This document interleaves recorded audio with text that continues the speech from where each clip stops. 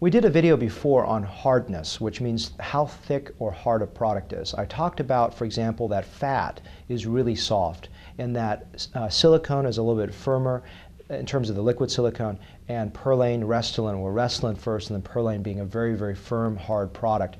And I talked specifically in that previous video about how I leverage the thickness and hardness of a product to achieve my goals.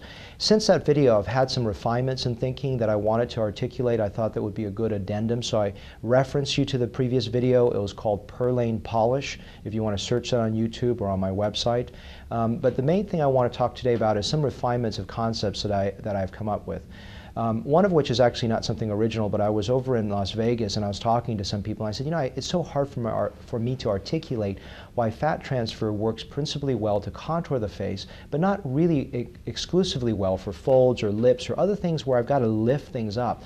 And he says, yeah, fat is like cottage cheese. And I said, wow, that's a brilliant way to communicate. And I've been using this description oftentimes when I talk to patients about the goals of fat transfer, in the sense that it's going to provide a nice contour, a nice coverage of bone, but it's not going to be so good to fix little crevices or holes. And when we start to do that, we overinflate an area because it's too soft to lift, so we just create too much volume to lift something small. It's not a good way to lift micro holes or micro transitions, as I call it. You need little tiny Restylane or Perlane drops to help soften and break those points that may be remaining after a fat transfer.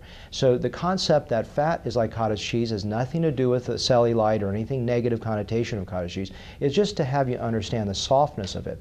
Now let's talk specifically about another technology, the silicone, that as you know, is my favorite favorite method to augment a lip because it's permanent, soft, it allows me to titrate up to a level that looks good.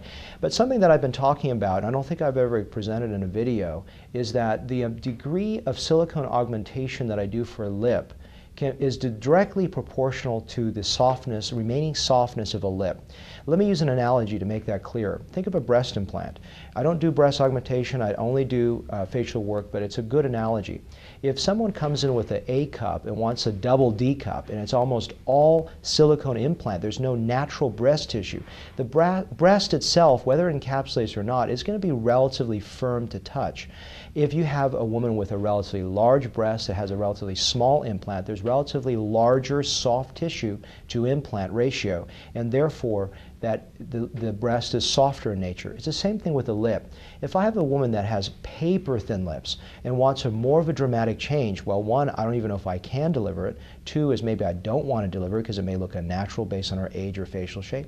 But let's say that I want to continue to augment it. I'm pushing into 4 or 5 rounds of augmentation for the lips. I've noticed that when the lip gets to around 4 to 5, it can be slightly firmer, especially when the lip itself is naturally extremely thin. So those are just the concepts I want to present to you about firmness. Not say it's rock hard, but those are things that I just want to deliver for you that during a consultation you'll say, oh yeah, I saw that video, and it brings to mind some thoughts that I really want to, you know, maybe have some clarification with Dr. Lamb. So that's just a short video on the hardness of products and how I leverage those hardness to your advantage.